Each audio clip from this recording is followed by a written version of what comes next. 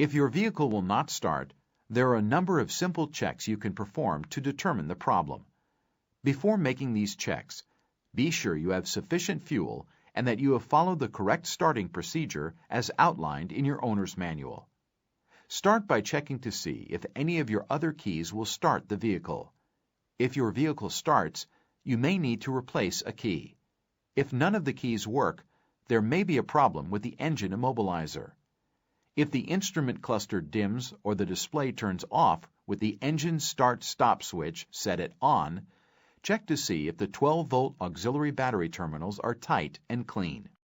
If the 12-volt auxiliary battery terminals are okay, the auxiliary battery is discharged, and you may try jump-starting your vehicle.